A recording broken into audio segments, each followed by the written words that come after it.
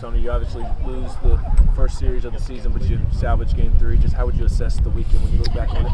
Yeah, it was strange. It was an odd weekend. It was one in which Kentucky gave some guys some opportunities in situations they hadn't been before, and those guys capitalized on them. And then if you were to flip the script and kind of analyze more what our guys did, some of our guys got outside of themselves in who they are, really just at the plate. I think defensively, both teams, and I'm just going off the cuff here, were equal. I thought the pitching was equal, if not us. I think the one thing we have maybe some depth that we can, showcase a little bit throughout the weekend. So maybe we have an edge there. But the guys that were on the mound, I think, you kind of call that even. The thing that was disheartening is some base running mistakes. I think it really started last week on Tuesday, and maybe it's my fault because we met too long. Or a real long time during our practice on Wednesday because we wanted to improve in that, and we continued to make some mistakes. But again, I think it was just guys getting outside of themselves, being in a hurry at the plate or on the bases. So something to learn from for sure. You've been proactive pulling pitchers first 2 days. What gave you the confidence in Drew to work through a couple chants in a shorter game today? I think just the presence, and obviously we kind of did the same thing with him. If you look at where it was on the scoreboard, it was just kind of different because it was a seventh inning. But again, we end these weekends and it's like, man, this guy only threw 10 pitches, so why wait around if you feel like that's the thing to do? Obviously we trust the guys that we use, but when you got Dolander, it makes it 4 starters, and you already kind of have a bullpen that you trust. So, I don't want to get arrogant, but I think we're prepared to do 4 games in a weekend, not necessarily just 3. So that's why maybe we're a little more aggressive with some of those moves. We don't want to wait around, and we want to win every game. I know it didn't look like it this weekend at times, which kind of disheartens me. We had an amazing crowd come out to all 3 dates despite the weather and despite being on the road, and I hope they stick with us because they saw a win at the end of today. Obviously not at the beginning, but I wish we would have performed a little bit better. But it's baseball, it's tough, and we're playing an SEC team. Talked last week about it kind of being maybe a good thing for this team to find out it was invincible. Is that something you kind of still think about how this series went and the way that the first 2 games went? Yeah, for sure. And, no discredit, again, to the opponent because they earned the wins. But at some point in the year, you have to have your worst weekend or your weekend where you don't play your best, I should say. And if you're, having a successful year, you might even win on that weekend. We didn't do that this weekend. But, yeah, you'd like to look back and think, this was something that, wasn't the norm for our team, and yet something we can take a lot from. And at the end of the day, too, we're on the road in the SEC, and we got to win. So there's something to be positive on, but I think our guys have set the standards kind of higher, and that's what they're living by, and they know that, we need to do better if we want to continue to achieve as May goes on. What did you learn from the team this weekend and just the way they've been able to battle throughout this 3-game series? Yeah, I think determination is there. They had it last night. I mean, both teams, could argue, well, what if we finish that game last night? Does it change how today starts or how today ends? You just don't know. So you got to take whatever set of circumstances you got in front of you and handle them as best as you can.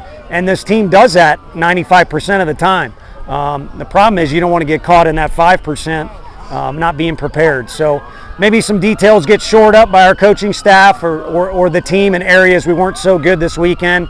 So when we are confronted with similar situations, we're better off down the road. Any concern about some lulls at the plate? You had some against Auburn, some this weekend. Any concern? No, I mean, we had them against Tennessee Tech and in that game. And, the beginning of some games, I go back.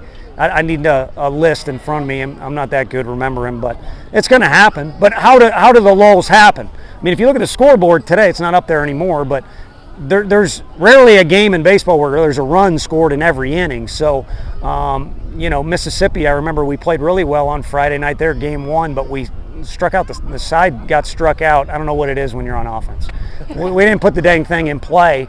You want quality at-bats. It's cliche. You can use that, if you're coaching a team or whatever, but if you have quality at-bats, then over time you become the casino.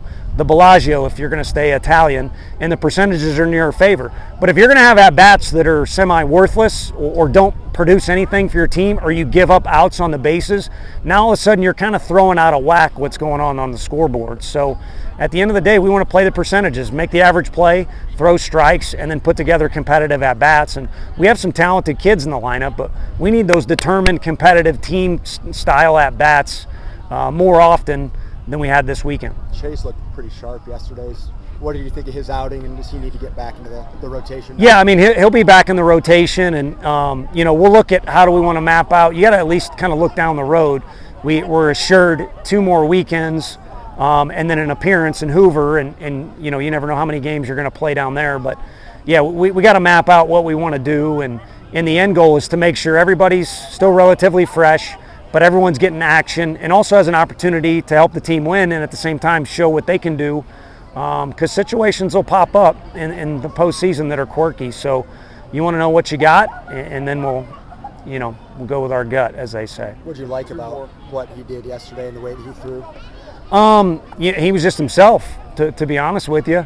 I think you could pick apart Coach Anderson's opinion in particular and say maybe a couple guys aren't who they are typically, shying away from it, and then there's been occasions where guys are trying to do too much. So, yeah, man, it's been a long time. They showed up in August, and we've done a million different things. So just be who you are, and that's gotten us in a decent spot so far. And if it doesn't, at least you go back to the hotel. You're soaking wet, rain. You need a hot shower. At least it feels good to know that you were who you were on the field, or who you are. And again, doesn't make you feel bad about fans showing up. They're showing their support, and you give everything you can in front of them, and you take your chances. Luke's had his struggles against lefties. Just how exciting was it for him to deliver there in a big moment? Well, did you not see him act like a 2-year-old when he had a ground ball hit to him next?